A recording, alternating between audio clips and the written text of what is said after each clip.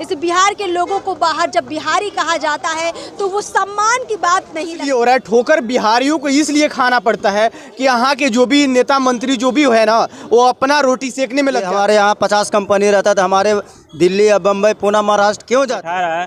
देखो यूपी बिहार से बहुत आगे बढ़ रहा है। देखिए बिहार का जो मजदूर है वो पूरे देश में जाता है, पंजाब में जाता है, हरियाणा में जाता है और बहुत मेहनती इंसान, इनको सभी चाहते हैं। ऐसे ही लोग इसको यूज एंड थ्रो बनाएंगे, बिना इनके चलने वाला भी नहीं है और इनको जरूरत पूरा होने पर खदेड़ा जी के और जयप्रकाश नारायण तो इसी धरती पर पैदा हुए थे और गुरु गोविंद सिंह जो 10वें पातशाह थे वो भी पटना में पैदा हुए। ये वही बिहार है जिसका स्वर्णिम इतिहास रहा है।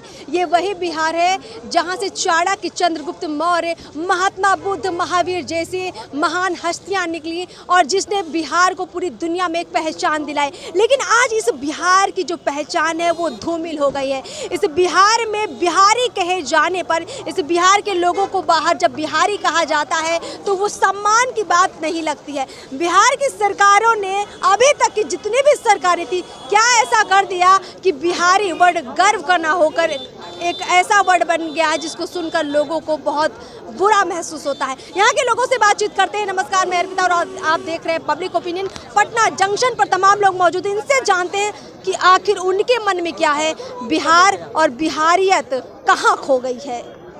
यहाँ पर कुछ युवा हैं, उनसे भी बातचीत कर लेते हैं। क्या नाम है आपका? हनी कुमार सिंह। सबसे पहले बताइए कहाँ सरकारें फेल हो रही है, बिहार के लोगों के साथ ऐसा व्यवहार होता है, कितना खराब लगता है। ये जो चीजें हो रही है ये आखिर हो क्यों रही है, ऐसी नौबत क्यों आई? बिहार के लोगों के साथ इसलिए हो रहा है ठोकर बिहारियों को इसलिए खाना पड़ता है कि यहाँ के जो भी नेता मंत्री जो भी है ना वो अपना रोटी सेकने में लग जाते हैं। जब तक इलेक्शन आता है उसके बाद से बड़े बड़े वादे करके चले जाते हैं और उसके बाद से जीतने के बाद से वो अपने घर में जाके घुस जाते हैं, आराम से ऐश की ज़िंदगी जीते हैं। अगर वही कंपनी हमारे बिहार में होता तो बिहारियों को अलग राज्य में जाने की ज़रूरत नहीं होता।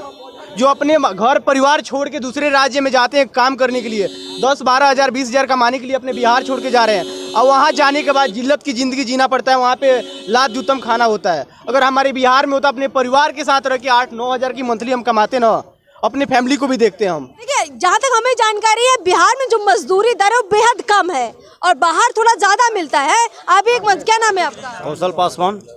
आपको क्या लगता है बिहारी इसीलिए बाहर चला जाता है क्योंकि यहाँ कुछ मिलता नहीं? यहाँ कुछ है नहीं, नीतीश कुमार में सरकार बनाया ही नहीं, कुछ कंपनियों में नहीं बनाया। यदि हमारे यहाँ 50 कंपनी रहता था, हमारे दिल्ली या बम्बई पुणे महाराष्ट्र क्यों जाते हैं? देखिए यूपी में कल्याण अभी अपने मोदी सरकार ने कितना मतलब अपने राज्य में इतना कारखाना मतलब फैक्ट्री मतलब अपने बाहर का भी कारखाना अपने यूपी में सारा बैठा रहा है।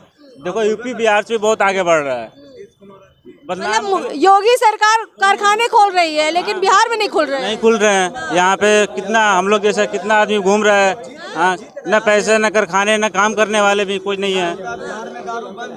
यहाँ खाली नाम के लिए दारू बंद है। दारू तो सब जगह मिल रहा है। दारू यहाँ कहाँ नहीं मिल रहा? पटना में मिल रहा है, राजधानी में मिल रहा है। तो बिहार सरकार शराबबंदी कानून भी कहीं ना कहीं जो कह रही है हमने लागू किया वो भी असफल ही है। कुछ नहीं, बिहार के लिए सबको मतलब समझिए कि ये पैसे की खेल है और कुछ नहीं। पैसे दिए खुलेआम वो बेच रहा है, वो बेच रहा है। तो बिहार सरकार से लोग परेशान है। क्या नाम है आपका? मेरा नाम राजकुमार भारत है। तो अभी ये जो तमिलनाडु में बिहारी मजदूरों की जो चर्चा हम लोग कर रहे हैं, क्या आपका ओपिनियन है, क्या राय है, क्यों ऐसा हो रहा है, सरकारें कहाँ फेल हो रही हैं, कैसे ठीक हो सकता है? देखिए बिहार का जो मजदूर है वो पूरे देश में जाता है, पंजाब में जाता है, हरियाणा में जाता है और बहुत मेहनती इंसान, इनको सभी चाहते हैं। अगर कोई देश के अंदर जो कट्टरपंथी हैं, जो मोदी की सरकार है, जो आरएसएस बीजेपी का झंडा है, वो लोग हिंदू मुस्लिम करके लड़ाते हैं, हिंदू मुस्लिम ईसाई करके लड़ाते हैं, हिंदू मुस्लिम मंदिर मस्जिद की लड़ाई लड़ाते हैं। एक मिनट अभी जो ये मसला हम जिसकी चर्चा कर रहे हैं तमिलनाडु में जो अभी हो रहा है ये कुछ वैसा ही है जैसे कभी 2010 में हुआ था महाराष्ट्र में। ठीक है, मतलब बिहारी मजदूरों को भगाया जाता है क्योंकि कहा जाता है कि बिहारी मजदूर आते हैं, सस्ते में करते हैं, हमारा काम छीन लेते हैं। ये मसला आज का नहीं, दशकों का मसला है। देखिए वहाँ पर मोदी सरकार भी नहीं थी, वहाँ बाल ठाकरे जो था वो भी हिंदू पक्ष के ऊपर था। वो आरएसएस का ये एजेंडा था। वहाँ पर वो बिल्कुल ठीक बात है।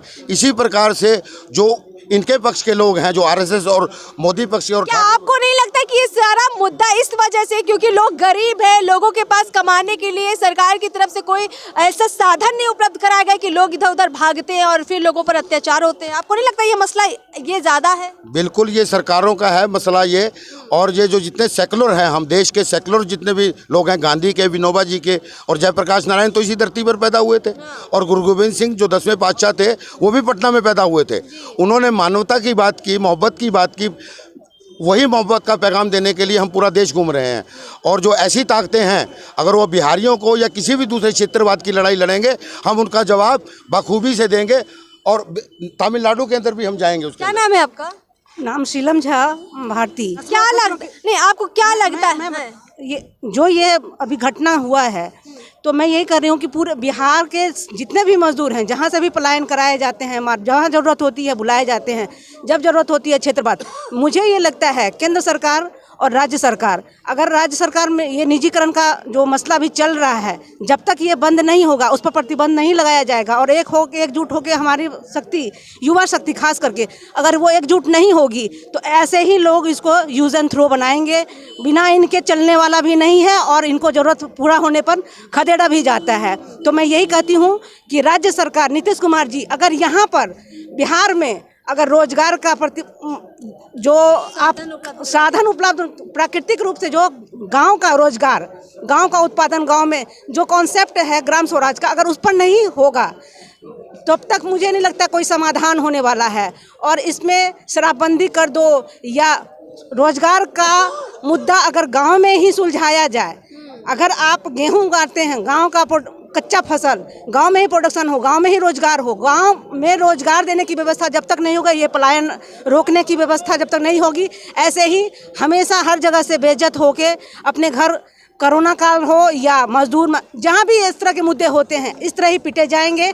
मुझे लगता है कि अपने राज्य सरकार से एक गठित होकर मेरे युवा रोजगार अपने गांव में तलाशें, और यहीं पर एक रोजगार अपना खेती बेस्ड मेरा जो देश है, ये कृषि प्रधान देश, उसको, उसकी अहमियत को समझें और उसी में रोजगार तलाशें, यही मेरा कहना है। फिलहाल मैं, बहुत सारी बातें हैं, बाद में मैं कर लूँगी। देखिए, सारी बात यही निकल कर सामने आती है कि जो बिहार के लोग हैं उनको बाहर इसीलिए जाना पड़ता है क्योंकि अपने प्रदेश के अंदर तमाम ऐसे संसाधन उपलब्ध नहीं है जिससे कि उनको 2 वक्त की रोटी कमाने के लिए, पैसे कमाने के लिए उनको मौका मिल पाए। इसीलिए जब थोड़ी सी ज़्यादा मजदूरी उन्हें कहीं मिलती है तो बेचारे भाग के चले जाते हैं, और लौट के भी आते हैं, फिर भाग के चले जाते हैं। कोरोना काल आपको बखूबी याद होगा, लेकिन बिहार सरकार बार बार तमाम वादे कर देती है, मुद्दे उठाती है, लेकिन ज़मीनी स्तर पर काम नहीं होता है। अब ज़मीनी स्तर पर कितना काम होना चाहिए, नहीं युवाओं से थोड़ा सा जान लेते हैं कि क्या कुछ काम हो सकता है। क्या नाम है आपका? मेरा नाम अनिमेश आनंद बा। तेजस्वी यादव, नीतीश कुमार क्या काम करे कि बिहार कुछ विकास कर ले? लगता है कुछ कर पाएगी सरकार, कुछ कर सकती है? पहली बात बता दें मैम, हम राजनीति से नहीं है। हाँ। दूसरी बात बता दें, बेरोजगारी बहुत चरम पे है। चरम पर है। हाँ। तो बेरोजगार युवा इधर देख सकते हैं कि एक मिनट इनसे बात। आप इस कदर देख सकते हैं कि एसएससी का फॉर्म आता है, उसके लिए ट्रेन में इतना भीड़ हो जाता है कि आदमी को चढ़ना मुश्किल हो जाता है। बेरोजगारी तो है, दिखता है साफ।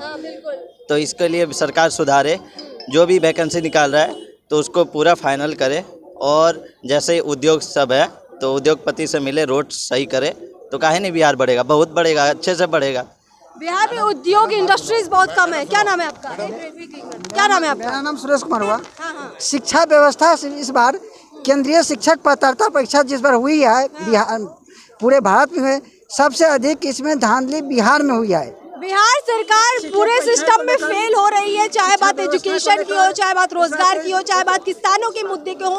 कोई भी ऐसा मुद्दा नहीं निकल कर सामने आ रहा जिस पर सरकार अपनी पीठ थपथपा ले। हाँ, जीविका दीदियों का एक मुद्दा जरूर है जिस पर हम भी कहेंगे हाँ सरकार ने अच्छा काम किया है, लेकिन इसके अलावा हमें तो फिलहाल नहीं दिखता है कि बिहार और बिहार के लोगों के लिए नीतीश कुमार ने, तेजस्वी यादव ने कुछ ऐसा बड़ा काम कर दिया हो जिससे लोग संतुष्ट हो। तो सरकार अब आगे क्या करेगी? तमिलनाडु का ये जो मुद्दा है, क्या सरकार इससे कुछ सीख लेगी? अगर सीख लेगी तो जमीनी स्तर पर क्या कुछ काम करेगी, ये देखने वाली बात होगी। बिहार की जनता को इंतजार जरूर है कि सरकार क्या कुछ काम करेगी। फिलहाल इस वीडियो में इतना ही। चैनल को सब्सक्राइब कर ले और याद रखें कि हम हर मुद्दे पर आपके पास समय समय पर आते हैं, इसलिए कमेंट बॉक्स में भी जरूर बताइए कि आप क्या सुनना चाहते हैं, क्या कहना चाहते हैं। नमस्कार।